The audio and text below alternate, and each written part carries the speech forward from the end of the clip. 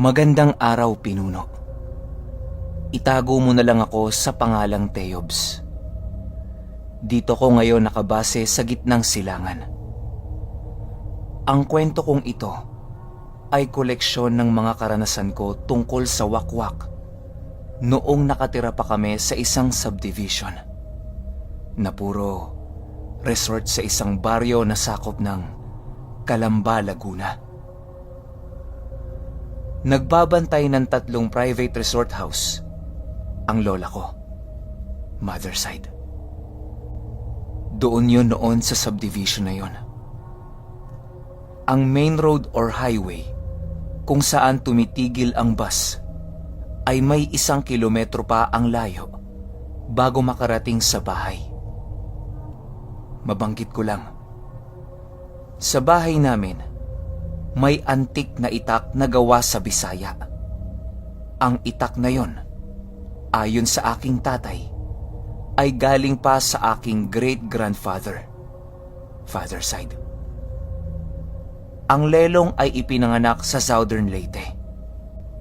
Mula nung nagkamalay ako, nakikita ko na yon sa bahay at dala-dala namin yon kahit saan kami maglipat na bahay.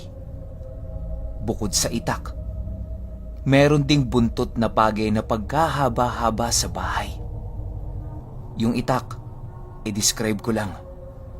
Hindi yun kamukha nung mga ordinaryong itak or jungle bolo na nakikita natin na gamit ng mga magsasaka. Ang haba noon tsaka slim, tapos yung dulo pagkatulis-tulis. Ang puluhan or handle ay yari sa sungay ng kalabaw na may ukit na scales at ng ulo ng ahas. May suksukan pa yon na yari sa pinong kahoy. Masasabi kong fine crafted talaga. Sa tansya ko, panahon pa ng Kastila ginawa yon. Kasi yung design ng puluhan ay may pagkakahawig sa Spanish bolo knife at pinuti. Sabi ng lelang ko, pangontra daw iyon sa mga aswang. Unang karanasan, 1983. Sa mga panahong ito, nasa grade 5 pa lang ako. Wala pang masyadong bahay sa subdivision. Mga 10 resort house lang yung mga nakatayo doon. Tapos magkakalayo pa at napapaligiran kami ng mga matataas na talahib sa mga bakanteng lote. Ang kalye noon ay dirt road pa at saka walang ilaw ang iilan sa mga poste. Hindi pa kasi hawak ng Meralco yung Calamba nung mga panahong yon. Sa gabi, tahimik ang paligid. Tanging mga kuliglig at huni ng mga palaka at daloy ng bukal na tubig mula sa tubo sa labas ng bahay ang iyong maririnig. Dagdag mo pa ang lawiswis ng mga palapa ng nyog at mga dahon ng mga punong nakapaligid sa bahay. Kaya kung may kakaibang tunog or huni kang maririnig, talagang mangingibabaw. Wala pa kaming TV. Tanging radyo lang ang meron kami. At mga drama sa radyo at balita lang ang entertainment namin noon. Kaya maaga kaming natutulog. Isang gabi, mga 9:00 ng gabi, patulog na kami noon nang biglang may narinig kaming kakaibang huni. Ang tunog na yon ay parang yung gasgas na lalamunang dumadahak. Lumilikha yun ng tunog na wak, wak, wak. Ang lakas. Ang sabi ng lola ko, may wakwak na dumaan. Natakot ang mga kapatid ko noon. Tapos ewan ko ba kung bakit bigla akong Hoy! Biglang humina yung tunog. Nagalit ang lola at nanay ko noon kasi umikot tuloy pabalik yung huni. Buti kamo hindi yun nagtagal at umalis din. Ang sabi ng lola ko, kapag malapit ang tunog nun, mahina. Pero kapag malakas, papalayo na yun. Pangalawang karanasan, ang taon 1989. Meron noong buntis sa kapitbahay namin. At isang gabi, mga 7:00 ng gabi habang nagpapakain ako ng aming aso, may narinig kaming medyo mabilis na huni. Tik tik tik tik tik tik tik. Pinapasok ako ng nanay ko noon at ang sabi niya, may aswang sa paligid. Baka daw inaaswang yung buntis doon sa may kanto malapit sa amin. Pangatlong karanasan, ang taon 1991. Summer. Medyo marami na yung mga nakatayong resort doon. Brownout yon. May bahagyang liwanag ng buwan tapos naisipan kong mag-stargazing. Siguro mga 8:30 PM yon. Habang ginagawa ko yon, may namataan akong 3 lumilipad na hindi ko mawari kung malalaking ibon ba yon. Nasabi kong malalaking ibon kasi ang taas tapos malaki pa rin sa aking paningin. Wala namang lawing kapag gabi. Tapos yung lipad pa nila, hindi naman naka-V position na gaya ng sa mga ordinaryong ibon. Ang flight formation ng 3 yon ay magkakatabi sila na may pagitan sa isa't isa. Tapos slow motion yung pag-flap ng mga pakpak nila. Galing sila sa side ng Mount Makiling patungong Laguna Lake. Di kaya 3 manananggal yon. Pang-4 na karanasan, 1992. Summer. May tindahan kami noon sa labas ng bakod, malapit sa front gate ng resort house. May poste at ilaw ng Meralco doon sa tapat ng tindahan. Sa kabilang gilid ng gate, may malaking puno ng talisay na maraming alitap-tap noong madalang pa ang bahay doon sa subdivision. Yung tindahan namin yari lang sa kahoy, sawali, kawayan, at ang bubungay, nipa. Tapos yung bintana ay lona lang na ibinababa at nilalak lang ng pako na sinusuksok sa butas ng kahoy na nilalagyan ko ng alambre. Yung pintuan yari lang sa kahoy at tarpaulin. Meron itong kawayang pagpag sa loob kung saan ako natutulog. Nandoon din yung buntot ng page at nakasabit yung itak sa haligi. Dahil sa alanganing araw yon at wala masyadong nag-a-outing, nagsara na ako ng tindahan. Mga 10:00 ng gabi. Habang gumagawa ko ng antok, bigla kong nakarinig ng huni ng wak-wak. Takot ako pero curious. Binuksan ko ang pintuan at bahagya akong lumabas at tumingala. Hinanap ko yung pinanggagalingan nung huni. Nang bigla kong nakita ang isang dark silhouette ng isang nilalang na may malaking pakpak at tila naggaglide at dumadaan sa ibabaw ng punong talisay. Matapos nitong dumaan papalayo, gusto ko sanang pumasok ng bahay pero tulog na ang nanay at mga kapatid ko. Kaya pumasok ulit ako ng tindahan at naglagay ng asin sa paligid. Itinabi ko na lang yung itak malapit sa higaan ko kung sakasakaling kumaluskus yon sa gilid ng tindahan. Awa naman ng Diyos, wala namang nangyaring hindi maganda at nakatulog ako ng maayos. Panglimang karanasan. Nagtatrabaho na ako noon ito sa Makati. Tansya ko, mga year 1998 na ito. Tapos lean season, September or October. Mga 1:30 yon ng madaling araw. Nung makababa ako ng bus at nagsimula ng maglakad pa uwi, marami ng mga nakatayong private resort doon. May mga parteng sementado na ang daan. Ako lang ang naglalakad noong madaling araw na yon. Napakatahimik ng buong paligid.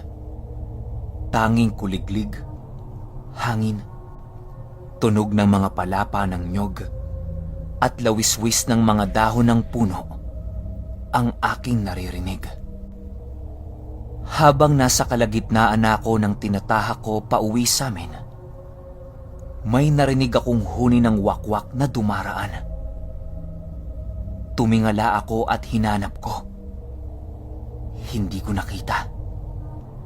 Kaya ang ginawa ko, lakad takbo.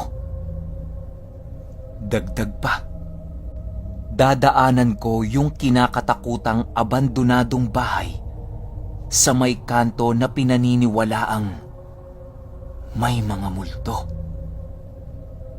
Awa ng Diyos, nakarating ako sa bahay na walang nakaingkwentrong nakakatakot na nilalang. Yan ang maibabahagi kong mga tunay na karanasan na hindi ko makakalimutan nang minsan napatira kami sa Kalamba at may mga na-experience akong wakwak sa subdivision. Maraming salamat at Happy New Year. Teobs. Note, may picture akong naka-attach. Medyo kahawig nung sinasabi kong bolo sword ng great-grandfather ko. Tanong, ang wakwak at manananggal ay pareho? Sagot ko, magkaiba. Magandang umaga, Pinuno. Lagi akong nakikinig sa mga upload mo at kay Ninuno. Tawagin mo na lang ako sa pangalang Toto. Nagpadala na ako ng kwento kay Ninuno at yung pamagat ay Lolo Enteng. Naisip ko na panahon na para magpadala naman ako ng kwento sa'yo. Nangyari ito last year lang. Kamamatay lang ng aking ama at ang hiling niya ay dun siya ilibing sa probinsya namin sa Zamboanga del Sur. Di ko nababanggitin yung eksaktong lugar kung saan siya lumaki at nagkaisip. Sa Amerika siya namatay. Kasama ang ate ko at binyahe siya papunta sa Pilipinas. Bago pumanaw ang aking ama, marami siyang binilin. 89 years old siya namatay. Nadulas siya at tumama ang gilid niya sa kahoy at nabali ang ribs niya. Almost 2 months siya sa hospital at di na niya kinaya. Naunang umuwi ang 2 kong kapatid kasama ang panganay nila na anak at yung nanay namin. Kasama yung asawa ng tiyuhin ko na tawagin na lang natin na Sean. At ang anak niya na babae na pinsan ko na tawagin na lang natin na Ash. Dahil karanasan nilang mag-ina ito nang dumating sila doon. Since may quarantine, dun sila sa isang bahay na kahoy pinatuloy para makwarantina. Ayon sa kanya, normal naman yung pagdating nila. Nung dumating na yung gabi, dito nila naranasan ang kakaiba. Dahil nasa probinsya sila at December, dapat malamig. Nagtataka silang mag-ina dahil bakit daw maalinsangan at kahit nakatutok na yung bentilador sa kanila ay mainit pa rin. Paputol-putol yung tulog nila hanggang yung pinsan ko na si Ash may naamoy na mabaho at may kumalmot sa dingding kung saan siya banda nakahiga. Nagtaasan daw ang balahibo niya at tumingin siya sa nanay niya. At sumenyas yon sa kanya ng, "Shh!" Nalinagay yung hintuturo sa labi para sabihin na huwag siyang maingay. May narinig sila na humihingal. Napadasal daw silang mag-ina hanggang sa nawala yung nilalang na yon at bumalik na sa normal. Nawala din yung init. Kinabukasan, yung tiyahin ko na yon, habang nasa labas ng bahay at mag-isa lang siya. May babae siya na nakasalubong na ang edad nasa mid-50s. At tinanong siya kung dayo siya. Ang sabi niya, oo. Dahil nga sa libing ni Manoy yun. Kasi tawag sa tatay ko Manoy. Tumangulang ang babae. Tumawag sa akin yung pinsan ko na si Ash sa messenger at ikinuwento ang nangyari. Dahil nasa Maynila pa ako. Sinabi ko sa kanila na winelcome sila at hindi sila gagalawin. Sa kadahilan ng respetado ang angkan ng tatay ko. Hindi sa pagmamayabang. Hanggang lumuwas na ako papunta sa probinsya namin dahil dumating na ang labi ng tatay ko. Ako ang nagbabantay sa gabi kasama ang pinsan ko. Wala namang kakaiba sa lamay ng tatay ko. Hanggang sa nilibing yung tatay ko sa lupa namin. Katabi ng lupa namin ay yung bahay ng pinsan ko. Natawagin na lang natin Gigi. Pagkatapos ng libing, umalis na kami at pumunta sa bayan para magstay sa hotel. Sabi ng pinsan ko na si Gigi, nung mga 10:00 pa lang ng gabi, nagtataka siya kasi yung aso nila at yung aso sa katabing bahay, kahol ng kahol at umaalulong. Hanggang sa may narinig siya na umiiyak na babae sa labas ng bahay, dun sa lugar sa kung saan nilibing yung tatay ko. Iniisip niya na baka yung ate ko na umiiyak pero naalala niya na nasa hotel pala kami. Nagtalokbong siya ng kumot at nanalangin.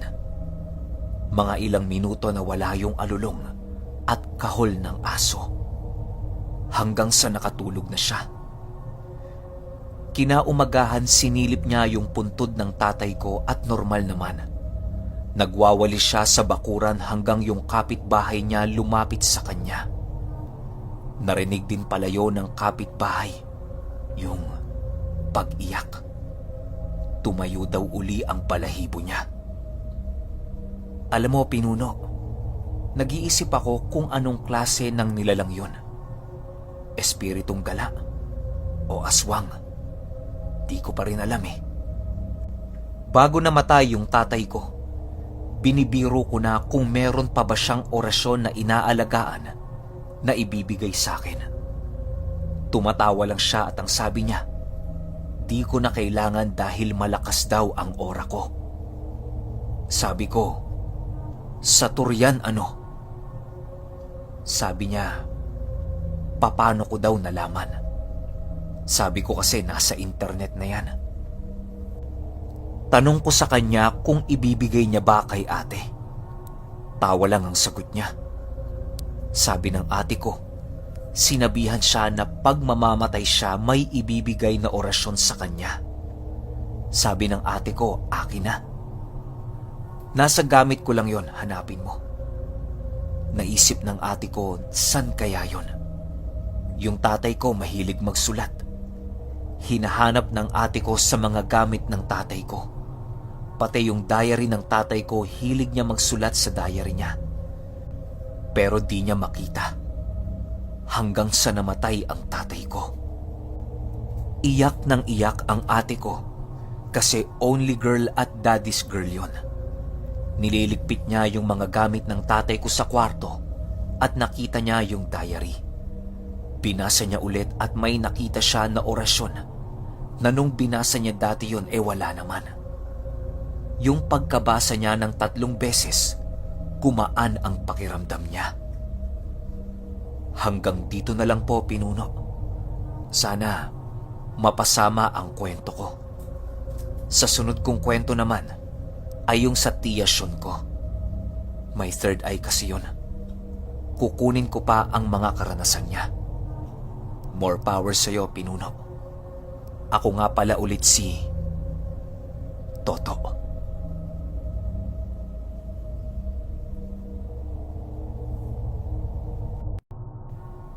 Ang mutya ng pangil ng baboy ramo. Ang kwentong ito ay hango sa totoong buhay. Karanasan ko ito at ng aking tiyuhin, mother side. Itago na lang natin ang pangalan ko sa pangalang Toto. Taong 1995, Santa Monica, Dumalag, Capiz. Pinuno, bago ang lahat, nais kong ikubli ninyo ko sa isang alias. At sa mga warriors ninyo na nakikinig ng kwentong ito, nawa po ay unawain ninyo na kailangan kong itago ang pagkakakilanlan ko dahil ayokong malaman ng iba ang tungkol sa hawak kong gamit. 10 taong gulang ako nang kami ay umuwi sa Capiz galing ng Maynila. 2 kami ng isa ko pang kapatid na lalaki na itago na lang natin sa pangalang AJ. Pagdating sa lugar, agad kaming sinalubong ng aking mga tiyuhin, mga kapatid ng mama ko. Inihatid lamang kami ng isa naming kamag-anak galing ng Maynila papunta sa Capiz, gawa ng hindi maaaring umalis ang mama ko sa trabaho niya. Ganon din ang papa ko. Kaya kami nandoon ay dahil sa kahilingan ng aking lolo na magbakasyon naman kami doon ng ilang buwan lang. Pumayag naman ang mga magulang namin kasi bakasyon naman walang pasok. Pagdating sa bahay ng lolo ko, agad kaming nilapitan ng isang lalaki. Mga nasa edad 20. Lumuhod siya sa harap namin. At ang sabi niya habang nakangiti,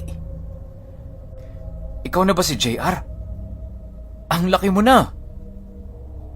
Sabay yakap sa akin. Nagulat ako kaya naitanong ko. Sabi ko, "Ha? Sino po ba kayo?" Sumagot siya habang maluha-luha, "Ako ang Uncle Toto mo. Di mo na yun maaalala. Maliit ka pa kasi noong umuwi kayo ng Maynila Tumingin siya sa kapatid ko, kay AJ. Sabay sabi ng, "AJ, ang cute mo pa din." Sabay kurot sa pisngi ng kapatid ko. Pumasok na kami sa bahay ng lolo ko. Gawa lang yun sa kawayan pero malaki at malawak ang sala. May mga nakatambak na palay, bigas at kung ano-ano pang mga butil. Hindi na alis ang tingin ko sa tiyuhin ko ng mga oras na yon. Dahil para talagang napakalapit ko sa kanya. Pakiramdam ko naging bahagi siya ng buhay ko. Alam niyo yung feeling na para siyang nawalang parte ng buhay ko tapos nakasama ko ulit. Ganon-ganon ang pakiramdam ko. Galak at pagkakampante. Basta, magaan ang loob ko sa kanya. Si AJ nga pala, Pinuno, mas bata sa akin ng 2 taon. At unang beses niyang nakapunta sa lugar na yon. Nung matapos kami magmeryenda, kasi hapon kami dumating, may sinabi ang lolo ko kay Uncle Toto. Bisaya pero naiintindihan ko. "Ritualan mo na ang 2 ka bata. Kay prepara ko sila para mapalubungan." Na ang ibig sabihin po, ritualan daw kaming 2 ng kapatid ko para mabaunan. Matapos niyang sabihin yon, naglabas ng itim na supot ang tiyuhin ko. Ang laman nito ay sari-saring makikinang na mga bato. Nagtanong ako, "Uncle, ano po ba yung mga yan?" Sumagot naman siya ng may ngiti sa akin. At ang sabi niya, "Malalaman mo din pagkatapos, JR." 6:00 ng hapon. Sa loob ng isang silid kami pinatuloy ni Uncle at pinasukan ng kung ano-ano. Sa hindi malamang kadahilanan, nakaramdam ako ng kapayapaan ng pag-iisip at antok. Hanggang sa nakatulog kami. Paggising ko, sobrang sakit ng kanang bahagi ng balikat ko. Sa may bandang likod, na parang pinaso ng kung anong mainit na bagay. At may nakatapal na dahong gamot. "Huwag mong alisin!" sabi ng isang boses ng matanda. Paglingon ko, ang lolo ko pala. "Ano po ba ito, Lo?" tanong ko. Pero hindi siya sumagot. Sa halip ay nakatingin lang siya sa tiyuhin ko na nakaupo sa sulok. Ang kapatid ko naman, himbing na himbing sa pagkakatulog. At muling nagsalita si Lolo. "To, matulog ka na ulit. Bukas na lang tayo mag-usap." At yun nga ang ginawa ko. Kinaumagahan, maaga akong nagising dahil sa ingay ng lamok. Lumabas ako at nakita ko si Uncle na nagsisibak ng kahoy. Nang mapansin niya ako sa pinto, lumapit siya at inaya ako na samahan siyang magtali ng kalabaw sa damuhan. Sumama naman ako. Gusto ko din kasi sumakay sa likod ng kalabaw eh. Habang nasa daan ay panay ang kwento niya, habang hinihila ang tali ng kalabaw. Sa gitna ng kami ng kakahuyan noon, nang bigla siyang huminto. Ganon din ang kalabaw namin. Pareho silang nakatingin sa iisang direksyon. At may sinabi siyang, "Ang gabunang baboy ramo." Agad akong tumingin kung saan sila nakatingin ni Ugsad, pangalan ng kalabaw. At maniwala kayo o hindi, isang napakalaking baboy ramo ang nakita ko na umuungas ng damo sa bandang kanan namin. Mga 10 metro lang ang layo namin, kaya kitang-kita ko kung gaano ito kalaki.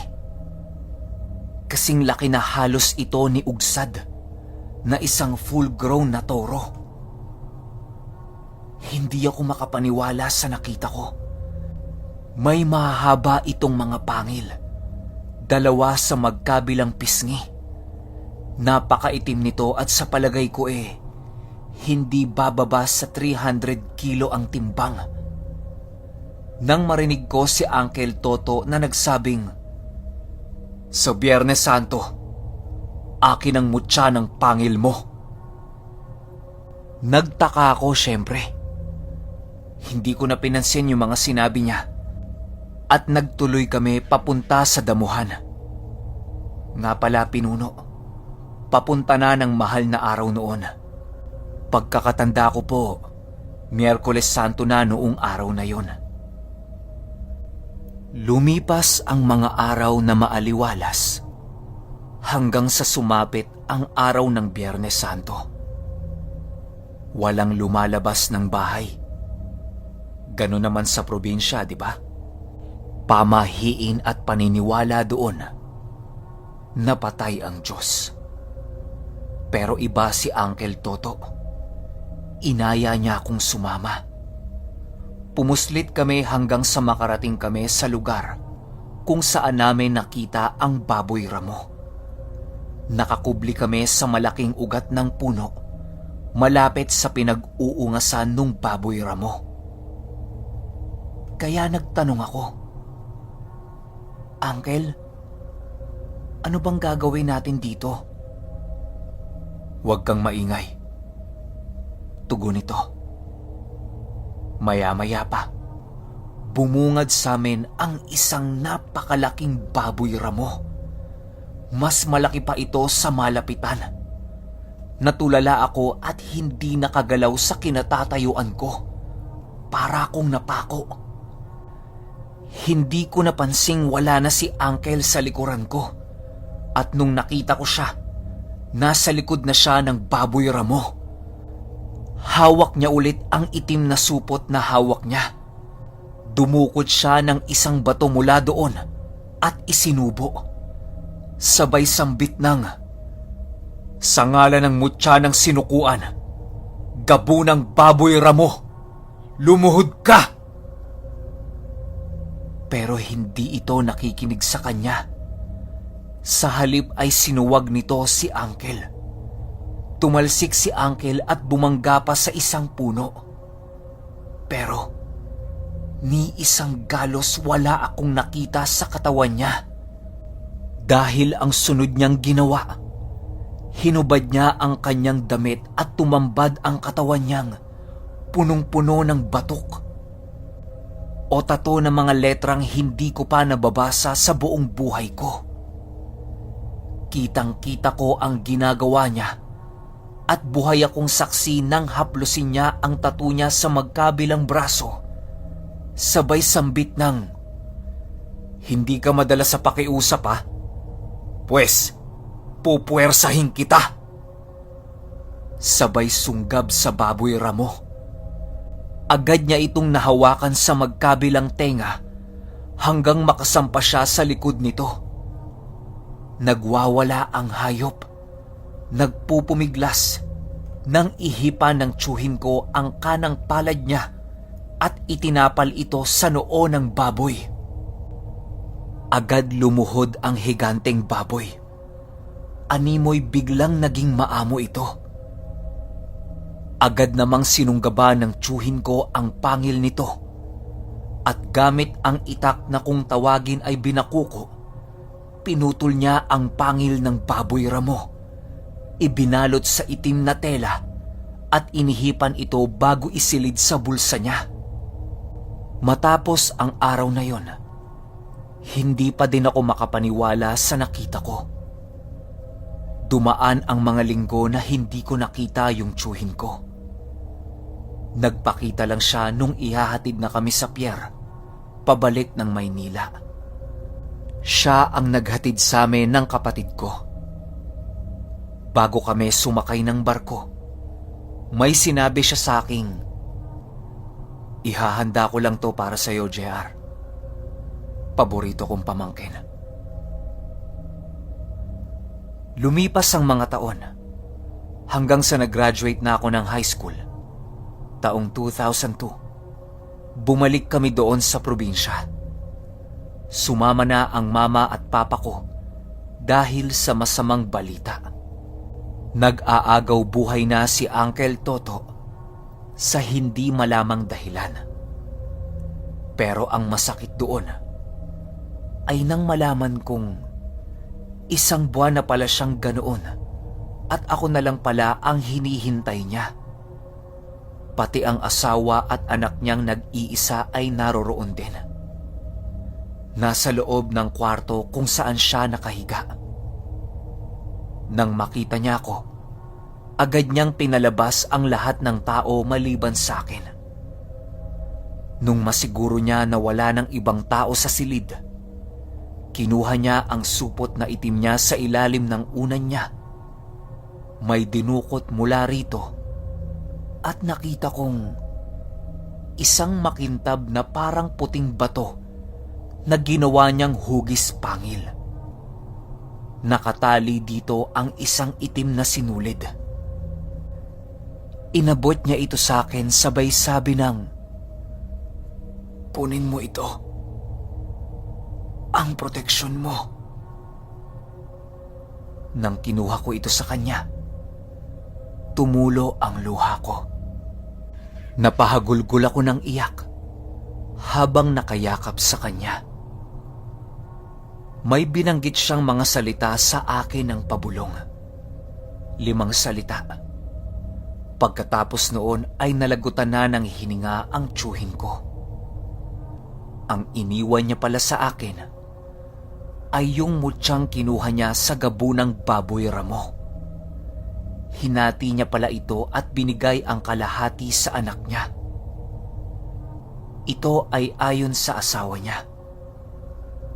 Minsan ko na din napatunayan ang bisa nito. Taong 2020 Hunyo, nag-contact tracing sa barangay namin sa Manila.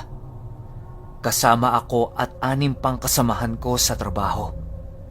Lahat sila nagpositibo sa C19, maliban sa akin. Dahil simula nung araw na ipinagkaloob sa akin ng tiyuhin ko, yung mutya ng baboy ramo, hindi na ako nagkasakit ni simpleng lagnat. Minsan ko na ding aksidenteng nahulog ito sa ilog kasama ng susi ko sa motor. Pero maniwala kayo o hindi, pagka-uwi ko ng bahay, nasa lapag na ito ng lamesa sa sala namin. Magandang araw, Pinuno. Share ko lang yung karanasan ko nung pinagbubuntis ko yung panganay ko. Taong 2017 sa may Pasig City po. Nagtatrabaho po ako sa isang hypermart dito sa Pasig bilang isang sales lady po. Sa trabaho ko, bilang isang sales lady, di talaga mawawala ang mga overtime.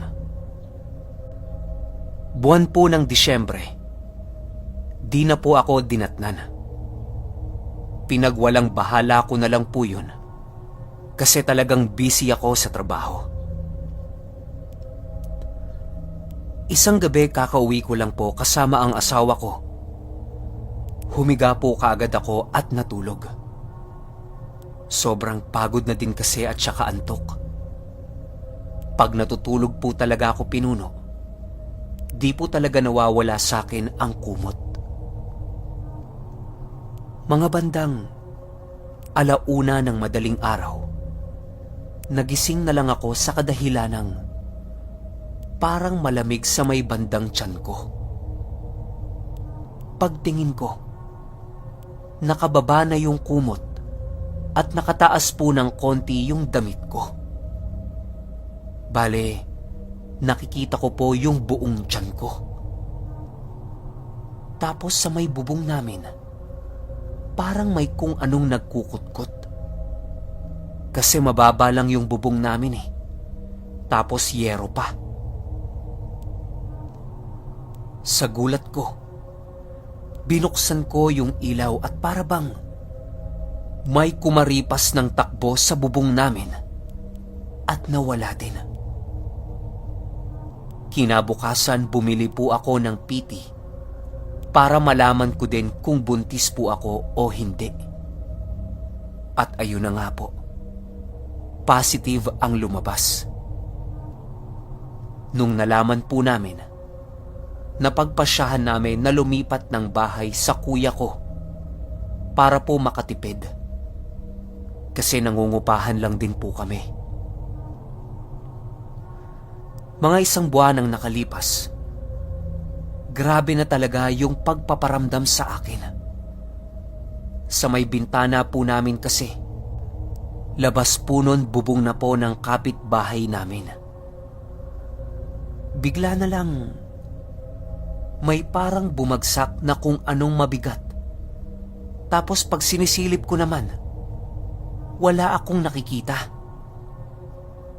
Hinahayaan ko na lang po tapos pag madaling araw sa may kusina naman, open lang yun sa may labas at bale, may pintuan po banda sa amin na glass door. Kaya tanaw na tanaw po talaga yung labas. Madaling araw po nung nagising na lang ako. Sa kadahilanang naiihi ako.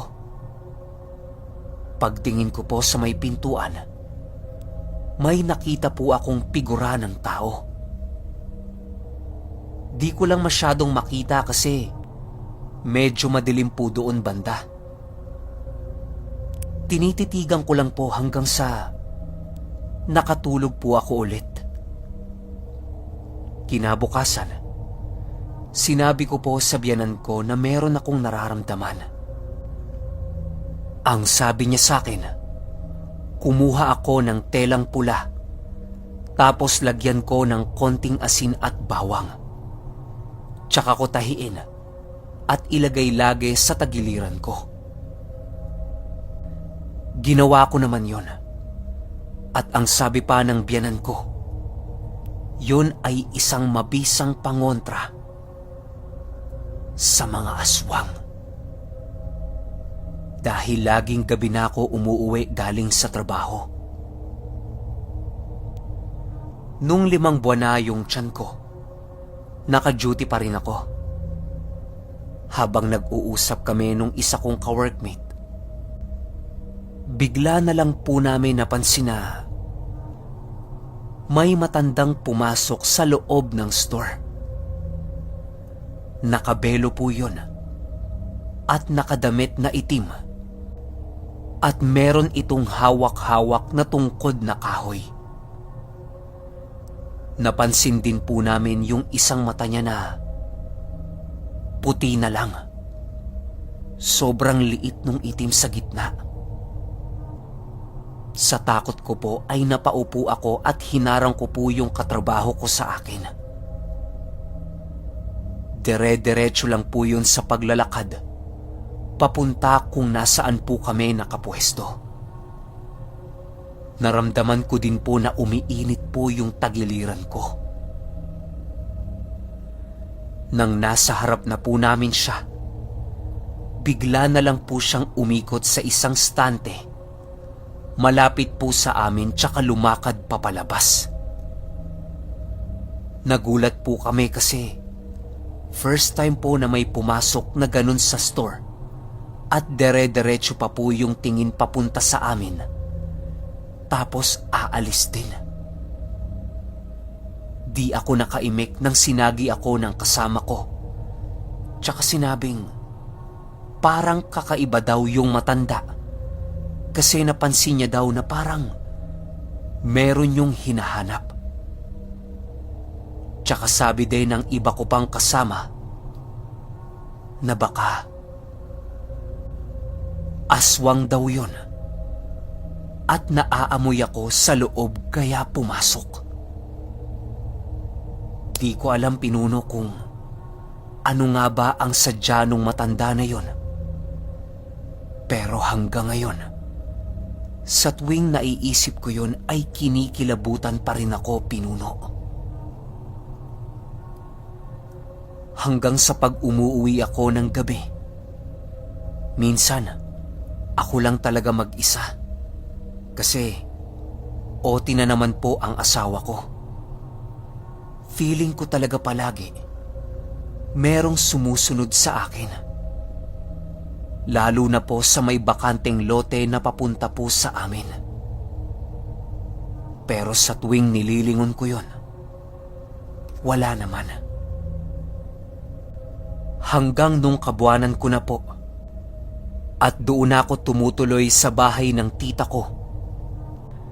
Dahil sa natatakot na din po ako sa aking mga karanasan. Marami pa po akong karanasan, pinuno. Pero hanggang dito na lang po muna. Maraming salamat po. At sana mapili niyo po itong kwento ko na tungkol sa aking karanasan sa isang aswang.